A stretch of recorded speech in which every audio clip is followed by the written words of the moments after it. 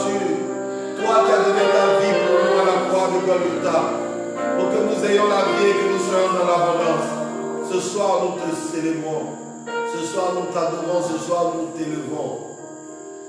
Il n'y a aucun autre Dieu que toi. Ce soir, nous disons que tu as tellement fait pour nous, Seigneur. C'est pour cela que nous t'adorons. Alléluia. Jésus.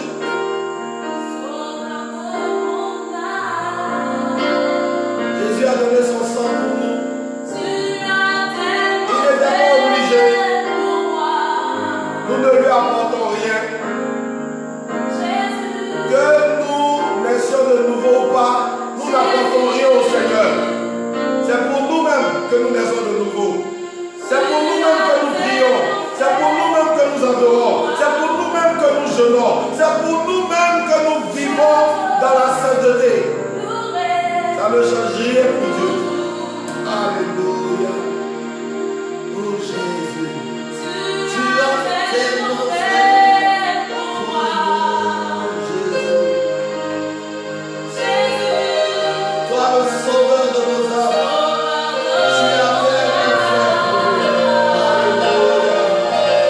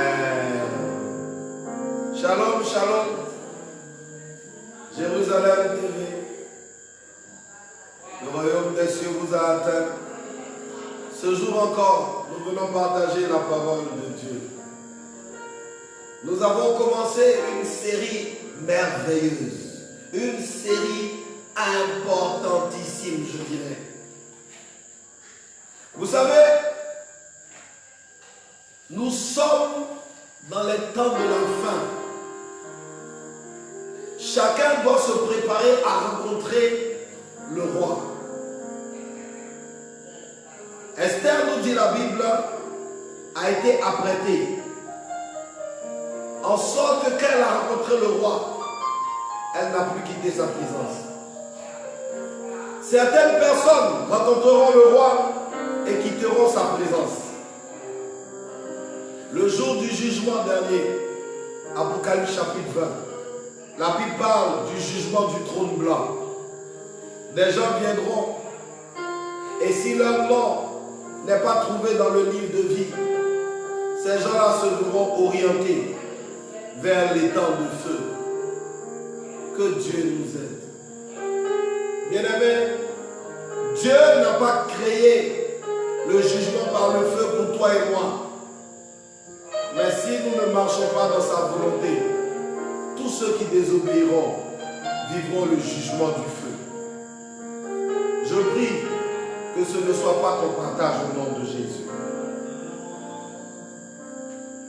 Nous voulons partager les urgences à traiter. Il y a des choses urgentes à régler dans la vie des uns et des autres.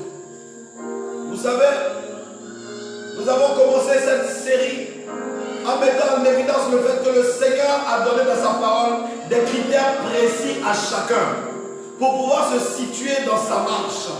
En Jean le chapitre 3, quand le frère Nicodème est allé rencontrer notre Seigneur Jésus et qu'il a essayé d'échanger avec Jésus, Jésus lui a dit: mon frère, si tu ne nais d'eau et d'esprit, si tu n'es pas né de nouveau, tu ne peux pas avoir accès au royaume. Et tu ne peux pas comprendre les choses pour lesquelles tu t'interroges. Bien-aimés, nous avons vu en Matthieu le chapitre 24 que le Seigneur Jésus revient et que nul ne sait le jour ni l'heure. Mais il est écrit qu'il faut qu'il vienne nous trouver prêts. Il faut qu'il vienne nous trouver au travail. En 1 Thessaloniciens, le chapitre 5, la Bible nous dit que le corps, l'âme et l'esprit doivent être sanctifiés pour le retour du Seigneur.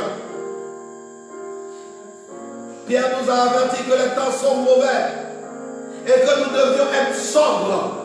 Nous devions veiller et prier. Jésus avait déjà averti ses disciples: bien-aimés, il faut se préparer à la rencontre du Seigneur. Et donc chacun doit faire une auto-évaluation de sa vie, une auto-évaluation de sa foi, une auto-évaluation de sa marche. Et la première question que vous devez vous poser, c'est: est-ce que je suis né de nouveau? Est-ce que je suis né de nouveau? Les gens ont tendance à penser que du moment que tu as confessé Jésus un jour quelque part, tu es né de nouveau. Mais ce n'est pas ce que la Bible a dit. Ce n'est pas ce que la Bible a dit. Bien-aimés, nous allons parcourir ensemble quelques textes. Nous allons prendre comme premier texte l'évangile de Jean, notre frère Jean au chapitre 1. Nous lisons la parole de Dieu au verset 12. Il est écrit concernant la parole: à tous ceux qui l'ont reçu, à tous ceux qui l'ont accepté, à ceux qui croient en son nom, elle a donné le pouvoir, elle a donné le droit de devenir enfant de Dieu. Alléluia. De devenir enfant de Dieu. Ceux qui reçoivent la parole reçoivent le pouvoir de devenir enfant de Dieu. Ils ne le deviennent pas automatiquement. Ils ne sont pas immédiatement transformés en nés de nouveau. Non. Non. En Romains le chapitre 10, prenons ce texte sur lequel beaucoup s'appuient. Mais vous savez que nous avons coupé les versets bibliques. Cela n'est pas intéressant. Bien-aimés, la Bible nous dit que l'agneau pascal est mangé entièrement. Ne mange pas une partie de la Bible. Ne mange pas une partie d'un verset. Mange entièrement la parole de Dieu. Médite le livre de la loi. Médite la parole jour et nuit. Médite de Genèse à Apocalypse. Médite les 66 livres. Et ne laisse aucune partie. Romains chapitre 10 verset 9. Si tu reconnais publiquement, si tu confesses publiquement de ta bouche que Jésus est le Seigneur, et il y a un et, si tu crois dans ton cœur, il n'a pas dit si tu confesses seulement tu es sauvé. Il dit et si tu crois dans ton cœur. Ah oui, mais moi j'ai cru dans mon cœur. Bien aimé, si tu as cru dans ton cœur, il y a des signes de cela. Il y a des signes. Il est possible de reconnaître une personne qui a cru et une personne qui n'a pas cru. Rappelez-vous, quand ils ont emmené le paralytique à Jésus, que ses 4 amis ont percé le toit pour le faire descendre devant Jésus. La Bible dit quoi? Jésus, voyant leur foi. En Matthieu le chapitre 3, quand les pharisiens sont venus à Jean-Baptiste et qu'ils étaient en train de faire comme s'ils étaient repentis, Jean-Baptiste lui a dit: produisez donc des fruits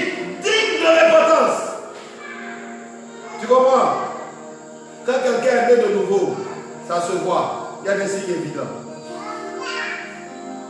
Si tu hésites encore à croire que le salut n'est pas immédiat, mais qu'il y a des conditions minimales, alors nous sommes dans Luc le chapitre 19. Alléluia. Luc le chapitre 19, je lis la parole de Dieu des versets 7 à 9. En voyant cela, tous murmuraient en disant, Jésus est allé loger chez un homme pécheur. Verset 8. Mais Zachée dit au Seigneur, Seigneur, je donne aux pauvres la moitié de mes biens, et si j'ai causé du tort à quelqu'un, je lui rends le quadruple.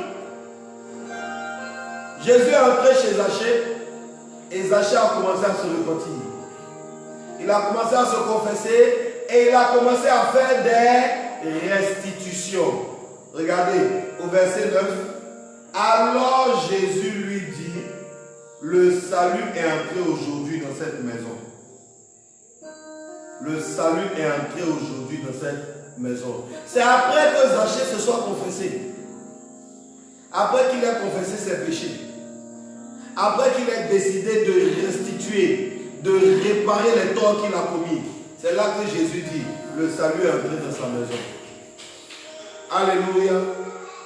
2 Corinthiens chapitre 5 verset 17, il est écrit, si quelqu'un est en Christ, il est une nouvelle créature. Alors, essayons de voir ensemble un peu ce qui manifeste la nouvelle créature et ce qui assurément ne manifeste pas la nouvelle créature. Nous allons commencer par ce qui n'atteste pas qu'une personne soit en Christ.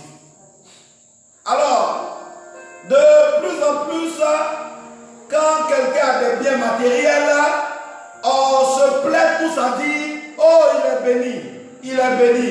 Qui a dit que posséder des biens matériels, c'est un signe de la bénédiction? Écoutez, je suis désolé, il n'y a pas que Dieu qui donne de la prospérité matérielle. Quelqu'un peut être un voyou, un voleur et avoir des moyens. Il est béni. Ça peut être un brouteur. Il est béni. Un braqueur. Il est béni. Non, vraiment, il a hérité de ses parents, mais peut-être que ses parents ont volé pour lui constituer cet héritage-là. Non. Avoir des moyens matériels, ce n'est pas la preuve que quelqu'un est béni. Avoir des voitures, ça ne veut pas dire qu'une personne est bénie. Avoir des maisons, ça ne veut pas dire qu'une personne est bénie. Avoir des comptes en banque fournis, ça ne veut pas dire qu'une personne est bénie. Psaume 49. Alléluia. Psaume 49, bien aimé. Nous allons lire à partir du verset 17. Psaume 49 à partir du verset 17. Ne sois pas dans la crainte parce que l'homme s'enrichit, parce que les trésors de sa maison augmentent, car il n'emporte rien en mourant. Ses trésors ne le suivront pas. Il aura beau s'estimer heureux pendant sa vie, on aura beau le louer pour le bonheur qu'il se donne. Il rejoindra la génération de ses ancêtres qui ne reverront jamais la lumière. Alléluia.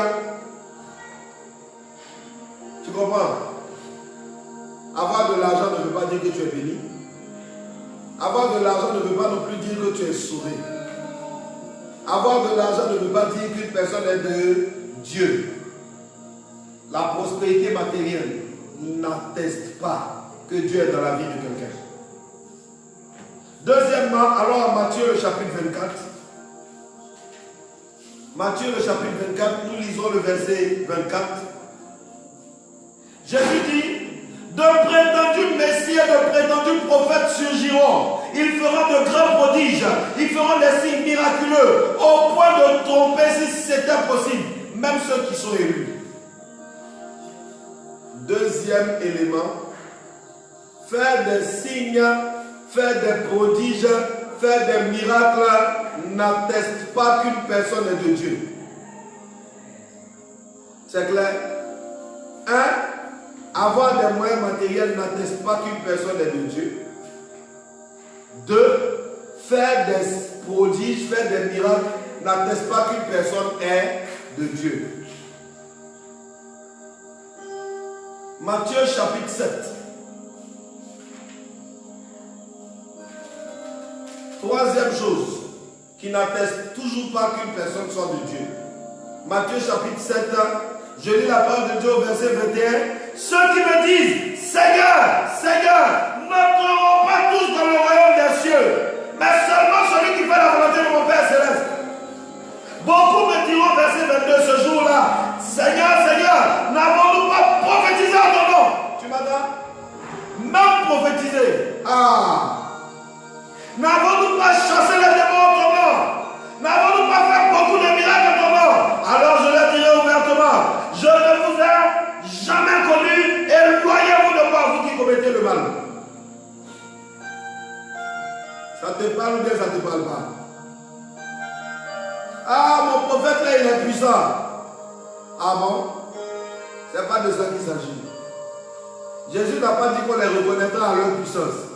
Il dit qu'on les reconnaîtra à leur fruit et on les reconnaîtra à l'amour qu'ils auront les uns pour les autres.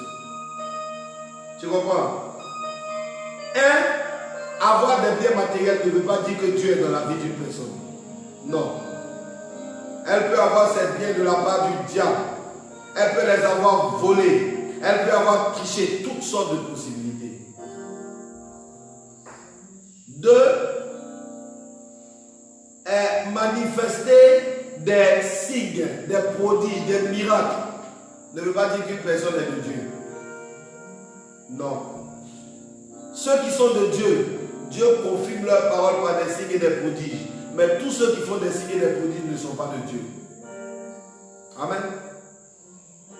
3. Ce n'est pas parce qu'une personne dit Seigneur, Seigneur qu'elle est de Dieu. Voilà Jésus. Il dit, il chasse les démons, il prophétise, il va à l'église, il m'appelle Seigneur, ils font même des dons, plein de choses. Ça ne veut pas dire qu'ils sont de Dieu. Non. Jésus dit, ceux qui sont de moi, ceux-là font ma volonté. Amen. Allons voir ce que le frère Jude aussi dit à propos de tout cela. Alléluia. Parce que le frère Jude aussi s'est prononcé. Nous allons voir qu'est-ce que le frère Jude dit de tout ça. Jude 1, verset 4. Il s'est en effet glissé parmi vous certains hommes dont la condamnation est écrite depuis longtemps. Ces impies transforment la grâce de notre Dieu en débauche et relient Dieu, le seul maître et notre Seigneur, Jésus-Christ. Il s'est en effet glissé. Glissé où? Dans les églises? Aller à l'église ne veut pas dire qu'une personne est de Dieu. Pourquoi dans Matthieu chapitre 25, Jésus a dû séparer les boucs et les brebis? Parce qu'ils étaient dans le même endroit. Paul a parlé de ça, il a dit à Timothée, il dit il y a plein de gens comme ça. Ils vont de maison en maison pour affaiblir les chrétiens. Ils sont au milieu des chrétiens. Il a averti déjà l'église d'Éphèse, il a averti Timothée pour lui dire, bien-aimé, fais attention. Ces gens-là prêchent des doctrines de démons. Et ils égarent le peuple, mais ils sont au milieu du peuple. Tout ça, ça ne permet pas de dire qu'une personne est née de nouveau. Alléluia. Alors, qu'est-ce qui permet de dire qu'une personne est née de nouveau? Alléluia. Qu'est-ce qui permet de dire qu'une personne est née de nouveau?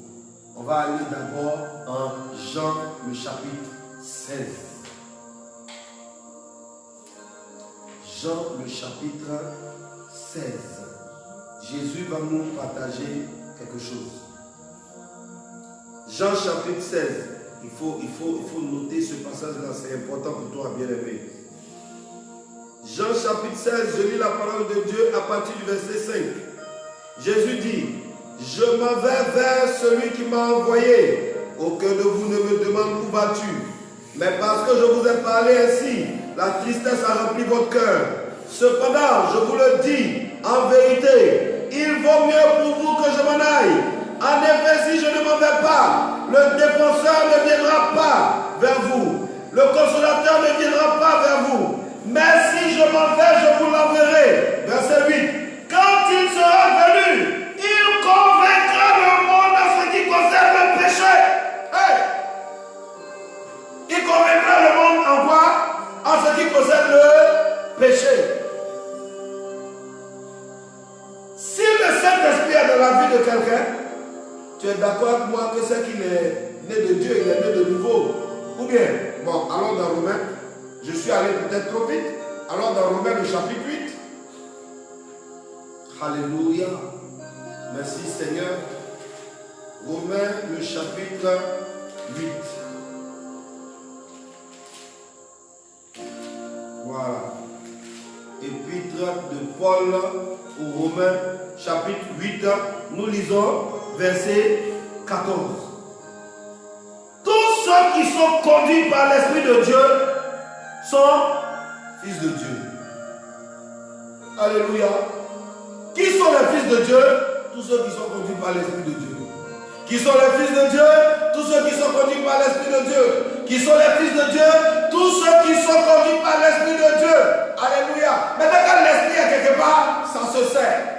Première chose qu'il vient faire, c'est ça qu'on a vu en Jean 16, verset 8. Tu comprends maintenant? On dit quand il sera venu, il convaincra le monde en matière de péché. La première chose qui montre qu'une personne est née de nouveau, c'est le réveil de sa conscience du péché. Écoute-moi bien, écoute-moi bien. On va aller pas à pas pour que tu comprennes bien. Le réveil de la conscience du péché.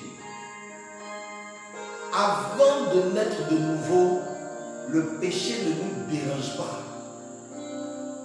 Le péché ne nous gêne pas.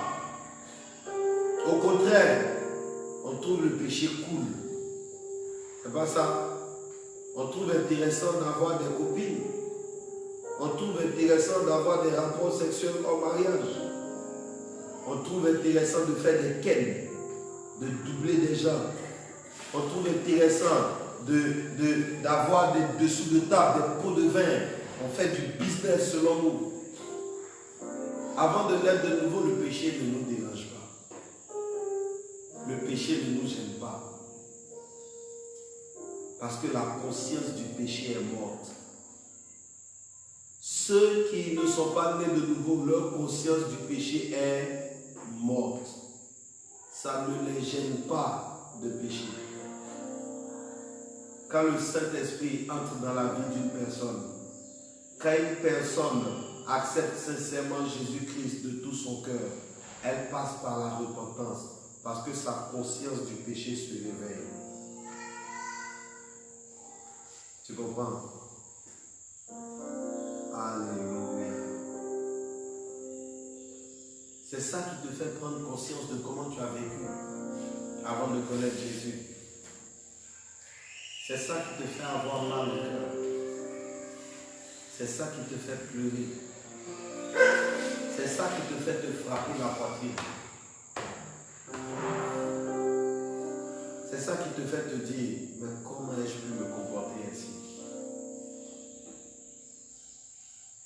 Ta conscience se réveille au péché.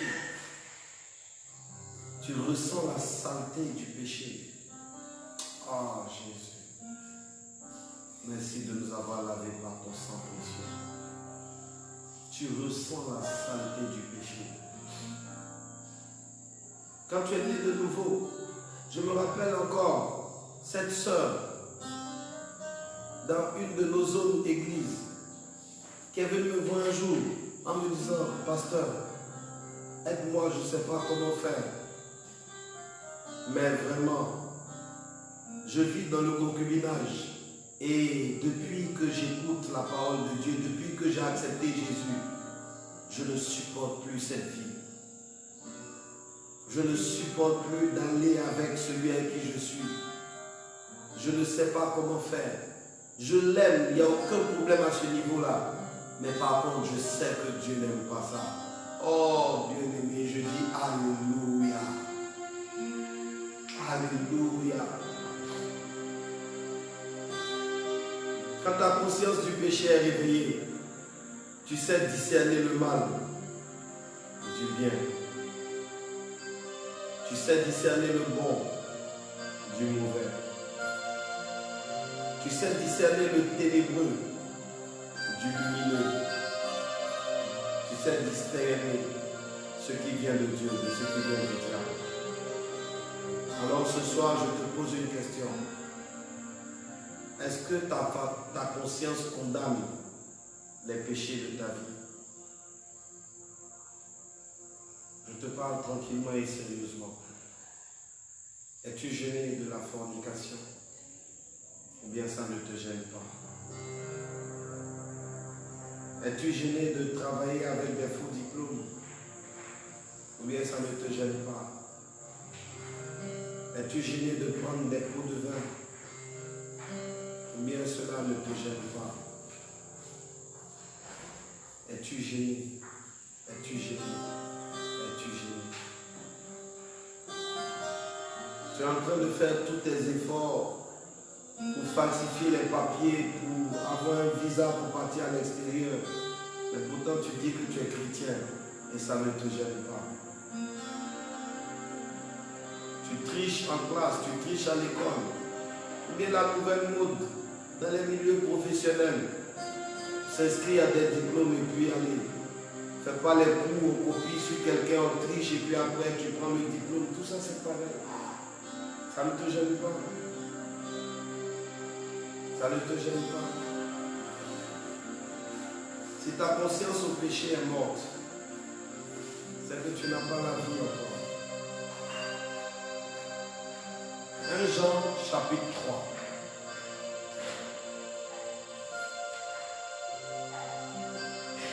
1 Jean chapitre 3.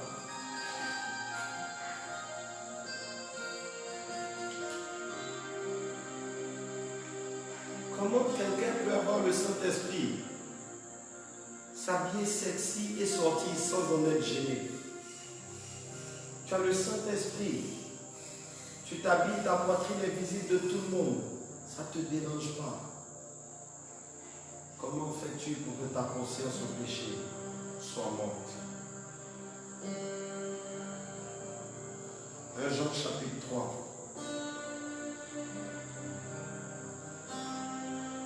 Je lis la parole de Dieu au verset 4. Tous ceux qui pratiquent le péché violent la loi, puisque le péché est la violation de la loi. Verset 5. Alors vous le savez, Jésus est apparu pour enlever nos péchés, il n'y a pas de péché en lui. Verset 6. Ceux qui demeurent en lui ne pêchent pas. Si quelqu'un pêche, il ne l'a pas vu et ne l'a pas connu. Petits enfants, verset 7, que personne ne vous égare. Petits enfants, que personne ne vous égare. Petits enfants, que personne ne vous égare. Peuple de Dieu, que personne ne nous égare. J'en dis au verset 7. Celui qui pratique la justice est juste, comme Christ lui-même est juste. Verset 8. Celui qui pratique le péché est du diable. Car le diable pêche dès le commencement. Or, c'est pour détruire les œuvres du diable que le Fils de Dieu est apparu. Verset 9. Quiconque est né de Dieu ne pratique pas le péché.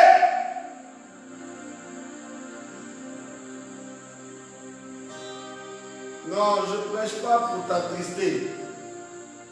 Du moins pas de la tristesse du monde. Parce que la Bible dit que la tristesse selon le monde conduit à la mort. Mais la tristesse selon Dieu conduit à la repentance. Je prêche pour réveiller le cas échéant ta conscience du péché. Parce que la foi vient de ce qu'on entend, qui vient de la parole de Dieu. Si tu pratiques le péché, que cela ne te gêne pas. Bien-aimé, tu es en train de t'égarer. Et celui qui te rassure est en train de t'égarer aussi. Celui qui pratique le péché est du diable. Celui qui pratique le péché est du diable.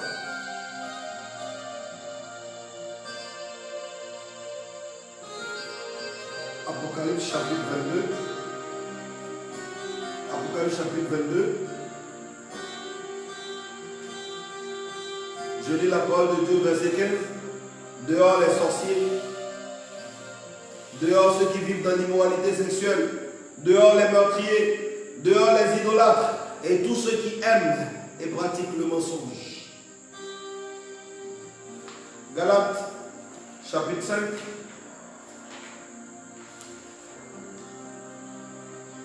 Verset 19. Les œuvres de la nature humaine sont évidentes. Ce sont l'adultère, l'immoralité sexuelle, l'impureté, la débauche, l'idolâtrie, la magie, les haines, les querelles, les jalousies, les colères, les rivalités, les divisions, les sectes, l'envie, les meurtres, l'ivrognerie, les excès de table, les choses semblables. Je vous préviens comme je l'ai déjà fait. Ceux qui ont un tel comportement ne mériteront pas du royaume de Dieu. Je reprends tout doucement, il n'y a pas de problème. Les œuvres de la chair sont l'adultère,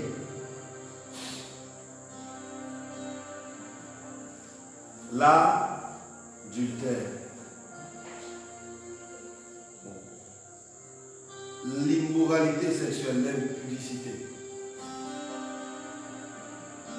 l'impureté, la débauche,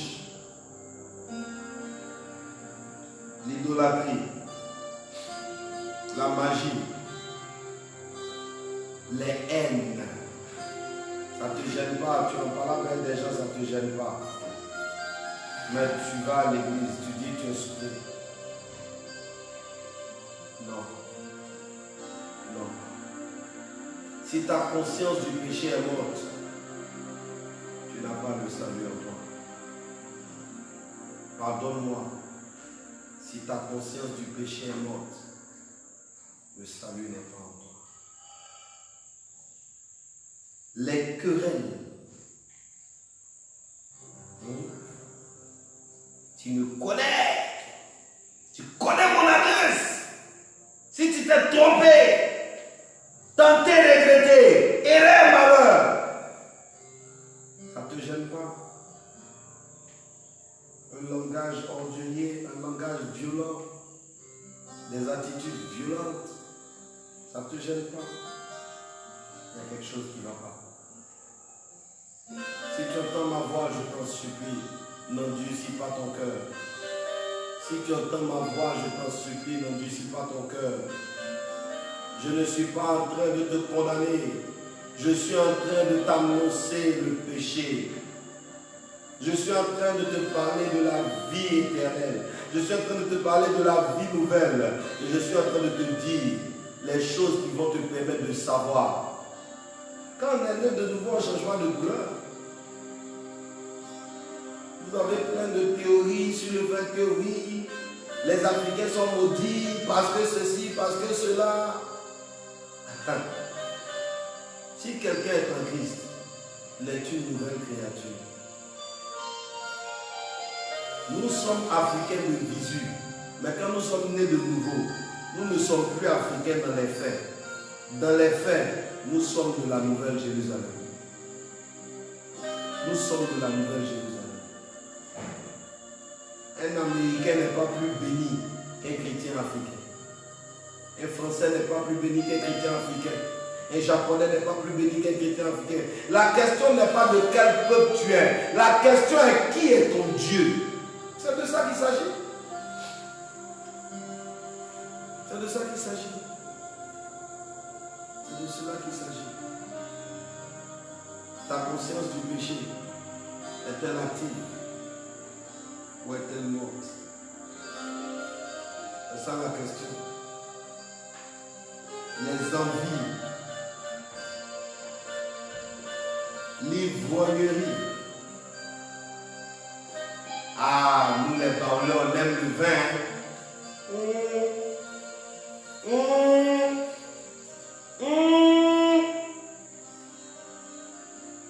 Tu te saoules, tu mets ça dans l'amusement. Tu penses que ça amuse Dieu aussi. Tu dis quoi, le Saint-Esprit habite en toi. Donc, 1 Corinthiens 6 dit, nous sommes le temple du Saint-Esprit. Si je comprends bien, quand tu remplis le temple du Saint-Esprit de vin, ah, te dérange pas.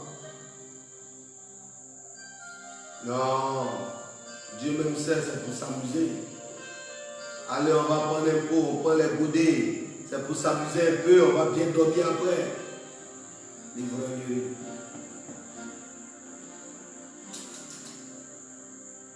Il n'y a pas de salut. Les excès de table. Je pense que je vais te faire grâce, je ne vais pas commenter ça. Toi-même, tu sais de quoi il s'agit.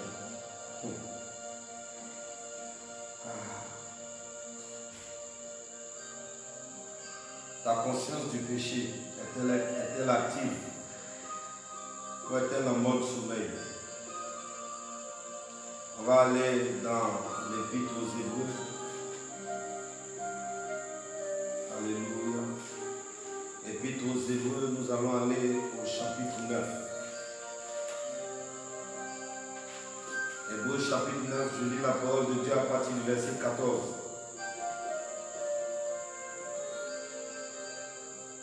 Si tel est le cas, le sang de Christ qui s'est offert lui-même à Dieu par l'Esprit éternel comme une victime sans défaut, purifiera d'autant plus votre conscience des œuvres mortes, afin que vous serviez le Dieu vivant.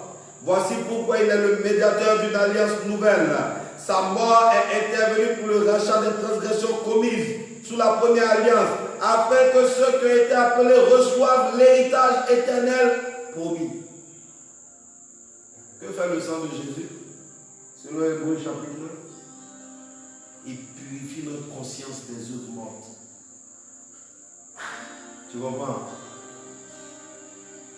Quand le sang de Jésus te lave, il purifie ta conscience des œuvres mortes. Et c'est ce qui réanime ta conscience du péché. Ton esprit, ton être intérieur reprend vie. Ta conscience est purifiée des œuvres mortes. Ta conscience du péché est réactivée.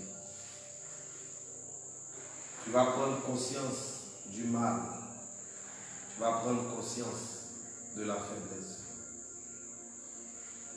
Vous êtes-vous repentis? Vous êtes-vous repentis avant de confesser Jésus-Christ? Ou avez-vous confessé Jésus par excitation? Actes chapitre 2.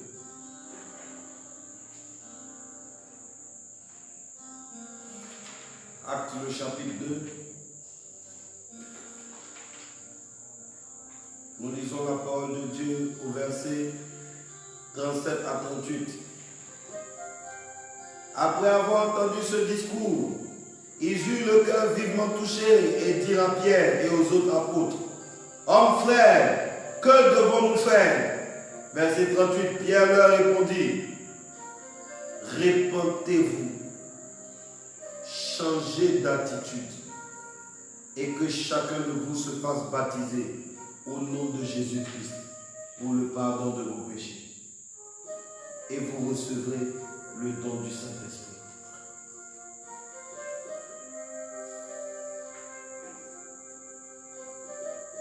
Deux choses. Premièrement, sans la repentance, tu ne peux pas avoir accès au Saint-Esprit. Tu te repens. Le Saint-Esprit te convainc de péché. Jean 16, 8. Tu te confesses. Tu fais les réparations, tu fais les restitutions. Tu vas entrer dans le salut.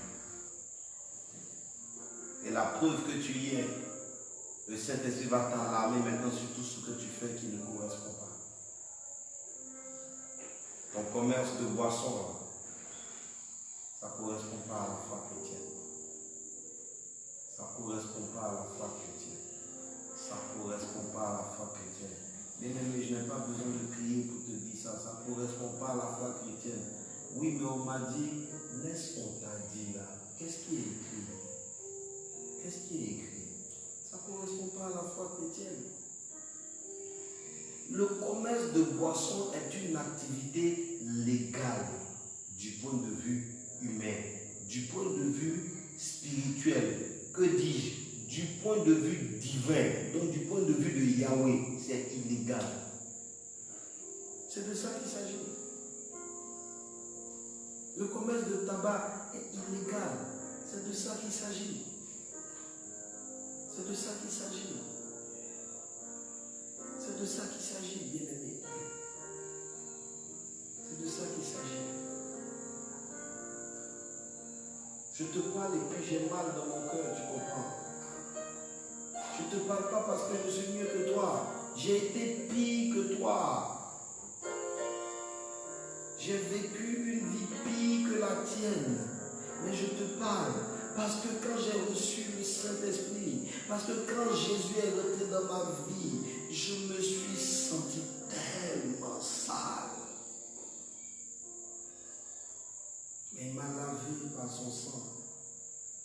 Et ça m'a permis de comprendre ce qu'est la vie éternelle, ce qu'est le salut.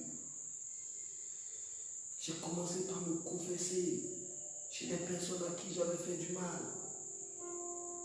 Bien-aimé, Pierre dit, repentez-vous et que chacun de vous se fasse baptiser pour le pardon de ses péchés. Et vous recevrez l'Esprit Saint. Deuxième chose, écoute-moi. Si vraiment tu t'es repenti, si vraiment tu es né de nouveau, tu dois avoir reçu le Saint-Esprit. Tu comprends? Si vraiment tu es né de nouveau, tu dois avoir reçu le Saint-Esprit. Ça, on développera cela une autre fois. Un autre signe de la nouvelle naissance, c'est le Saint-Esprit en toi. On a vu déjà en Romains 8 que ceux qui sont conduits par l'Esprit de Dieu, c'est ceux-là qui sont appelés fils de Dieu. Mais on va développer ça. Pour bien reconnaître le Saint-Esprit dans la vie de quelqu'un ou pas. Alléluia. Ne te laisse pas entraîner dans l'égarement. Bien-aimé.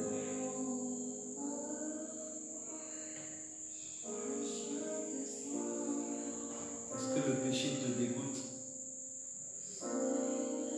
Est-ce que tu réprouves le péché? Tu continues de regarder des films obscènes. Tu continues de regarder des films avec des scènes impudiques. Ça ne te dérange pas, tu te dis tu es un adulte, tu as le droit de regarder ça. Non, tu n'as pas le droit de regarder ça. Les gens qui tournent le film et puis ils s'embrassent et puis ils font des rapports sexuels dedans. Eux-mêmes ils ne sont pas mariés. Et s'ils étaient mariés, faire leurs ébats publiquement, c'est de l'impudicité, c'est impudique. C'est pas contre la pudeur. Faire des ébats en public, c'est les animaux qui font ça. Les hommes ne font pas des ébats en public. Les hommes, quand ils sont mariés, hommes et femmes mariés, ils ont le droit d'avoir des ébats en privé.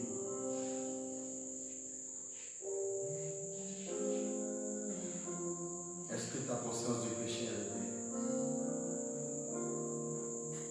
Que Dieu nous aide. Toi qui as entendu cette parole et dont le cœur a été vivement touché, comme les populations à la Pentecôte lorsque Pierre a prêché, et qui veut mettre de l'ordre dans ta vie, je t'invite à faire cette prière avec moi. Seigneur Jésus, je reconnais que j'ai péché. Je reconnais que je n'ai pas vécu comme tu veux. Je n'ai pas marché fidèlement et de façon intègre devant ta face. Je te demande pardon. Pardonne-moi les pensées impures que j'ai nourries.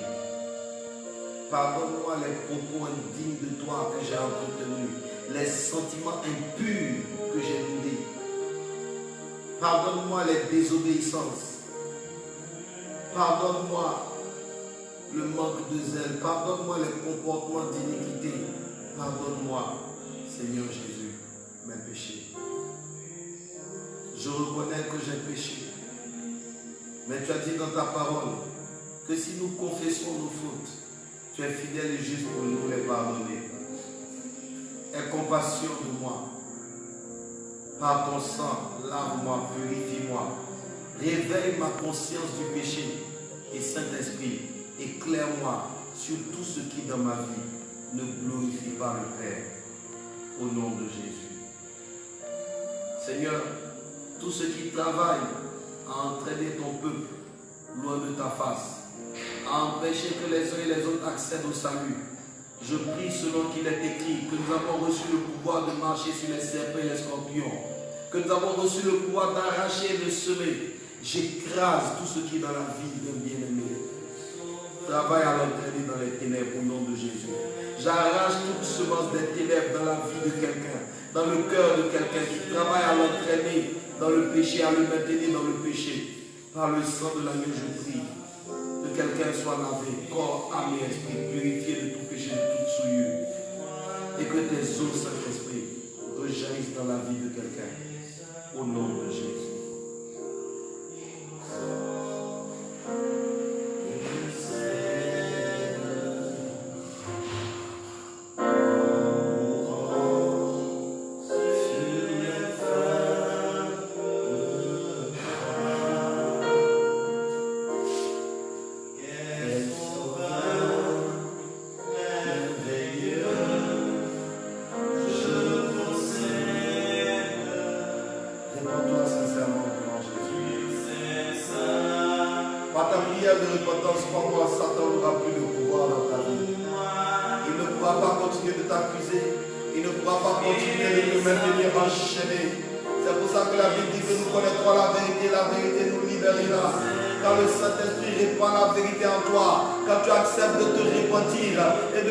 Au péché, les liens du diable dans ta vie se brisent au nom de Jésus. Sois libéré par le sang de l'agneau. Sois libéré par le sang de l'agneau. Sois libéré par le sang de l'agneau au nom de Jésus.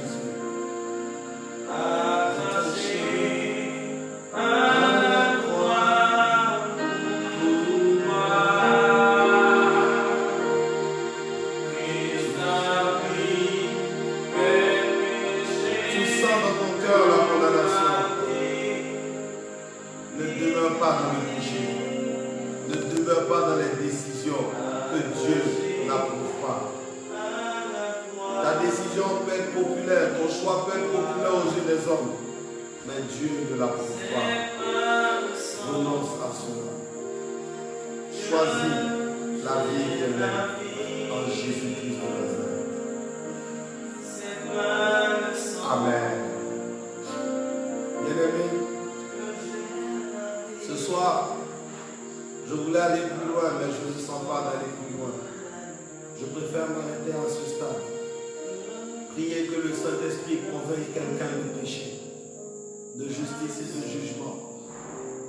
Que le sang de l'agneau purifie la conscience de quelqu'un des œuvres mortes et que les eaux du Saint-Esprit te réveillent à la vraie vie nouvelle. Au nom de Jésus. Que Dieu vous bénisse. Jérusalem TV.